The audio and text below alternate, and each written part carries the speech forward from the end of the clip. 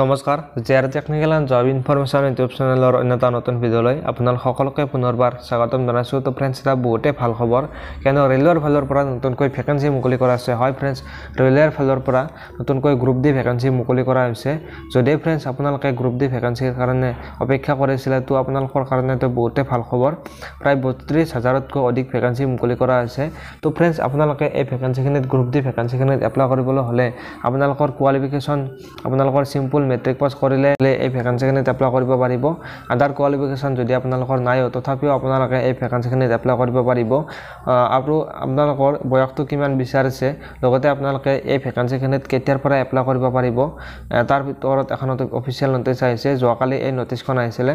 সকলোবিলাক ডিটেইলছত আপোনালোকক জনাবলৈ গৈ আছোঁ। ভিডিঅ'টো কেৱল আপোনালোকে স্কিপ নকৰি শেষলৈকে চাই থাকিব। আৰু যদি ফ্ৰেণ্ডছ আপোনালোকে নতুনকৈ আমাৰ চেনেলত ভিজিট কৰিছে, তো আপোনালোকে চেনেলটো ছাবস্ক্ৰাইব কৰি বেল আইকনটো প্ৰেছ কৰি ৰাখিব, যাতে এনেকুৱা ধৰণৰ নতুন নতুন ইনফৰমেটিভ ভিডিঅ' আপলোড কৰাৰ লগে লগে আপোনালোকে নটিফিকেশ্যনবিলাক পাই থাকে। তো ফ্ৰেণ্ডছ, বলকচোন ভিডিঅ'টো আৰম্ভ কৰোঁ। ফ্ৰেণ্ডছ, এটা বহুতেই ভাল খবৰ যে ৰেলৱেৰ ফালৰ পৰা নতুনকৈ আৰু ভেকেঞ্চি মুকলি কৰা হৈছে। ৰেলৱে গ্ৰুপ ডিৰ কাৰণে এই ভেকেঞ্চিখিনি মুকলি কৰা হৈছে। যোৱাকালি তাৰ যিটো এডুকেশ্যন কোৱালিফিকেশ্যন হয়, এডুকেশ্যন কোৱালিফিকেশ্যনৰ ওপৰত এখন অফিচিয়েল নটিচ আহিছে। যোৱাকালি আছিল 2 জানুৱাৰী, আৰু 2 জানুৱাৰী তাৰিখে এই নটিচখন আহিছে। ইয়াত সকলোবিলাক তথ্য ইয়াত উল্লেখ কৰিছে। তো আপোনালোকে যদি গ্ৰুপ ডি ভেকেঞ্চিখিনিত এপ্লাই কৰিব বিচাৰে, তো আপোনালোকৰ এডুকেশ্যন কোৱালিফিকেশ্যন কিমান লাগিব ইয়াত উল্লেখ কৰিছে নটিচখনত, যে আপোনালোকৰ যদি আপোনালোকে চিম্পল 10 পাছ কৰি থৈছে, মেট্ৰিক পাছ কৰিছে চিম্পল, তো আপোনালোকে এই ভেকেঞ্চিখিনিত এপ্লাই কৰিব পাৰিব, যিখিনি গ্ৰুপ ডি ভেকেঞ্চি হয়। তো তাত আপোনালোকৰ যদি কোনো ধৰণৰ আপোনালোকৰ ডিপ্ল'মা নাই বা আদাৰ চাৰ্টিফিকেট নাই, তথাপিও আপোনালোকে ভেকেঞ্চিখিনিত এপ্লাই কৰিব পাৰিব। লগতে আপোনালোকে যিসকলৰ ITI চাৰ্টিফিকেট আছে, তেওঁলোকে বহুতো বেনিফিট পাব। আপোনালোকৰ ITI চাৰ্টিফিকেট থকাসকলে, যদি আপোনালোকে ফ্ৰেণ্ডছ মেট্ৰিক পাছ কৰাৰ লগতে আপোনালোকৰ চিম্পল ITI চাৰ্টিফিকেট আছে, তো আপোনালোকে এই ভেকেঞ্চিখিনিত এপ্লাই কৰিব পাৰিব। তো আপোনালোকে বেনিফিট লাভ কৰিব ITI চাৰ্টিফিকেট থাকিলে। কিন্তু আপোনালোকৰ এটা কথা জনাই দিব বিচাৰিছোঁ ফ্ৰেণ্ডছ, তো আপোনালোকৰ যদি ITI চাৰ্টিফিকেটখন SCBT হয়, অৰ্থাৎ আপোনালোকৰ ষ্টেট গভৰ্ণমেণ্টৰ চাৰ্টিফিকেট হয়, তো ফ্ৰেণ্ডছ আপোনালোকে এপ্লাই কৰিলে তো আপোনালোকৰ ITI চাৰ্টিফিকেটখন কাম নিদিব। ইয়াত উল্লেখ কৰিছে নটিচখনত যে আপোনালোকৰ NCBT চাৰ্টিফিকেট থাকিব লাগিব, অৰ্থাৎ নেশ্যনেল এপ্ৰেণ্টিছ চাৰ্টিফিকেট আপোনালোকৰ থাকিব লাগিব। চমুকৈ ইয়াক NAC বুলি কোৱা হয়।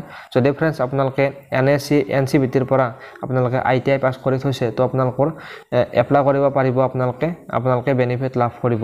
কিন্তু আপোনালোকৰ বহুত কেণ্ডিডেটৰ মনত যিহেতু প্ৰশ্ন হৈ থাকে যে মোৰ কোনো ধৰণৰ ITI চাৰ্টিফিকেট নাই বা মোৰ কোনো ধৰণৰ আদাৰ ডিপ্ল'মা নাই, মই এপ্লাই কৰিব পাৰিম নে নোৱাৰিম, বহুত কেণ্ডিডেটৰ মনত যিহেতু কনফিউজন হৈ থাকে। তো আপোনালোকৰ কাৰণে এইটো বহুতেই ভাল খবৰ যে আপোনালোকে যদি চিম্পল মেট্ৰিক পাছ কৰি থৈছে, তো আপোনালোকে এপ্লাই কৰিব পাৰিব। ইয়াত কোনো ধৰণৰ আপোনালোকে আদাৰ চাৰ্টিফিকেট নাথাকিলে আপোনালোকে এপ্লাই কৰিব পাৰিব।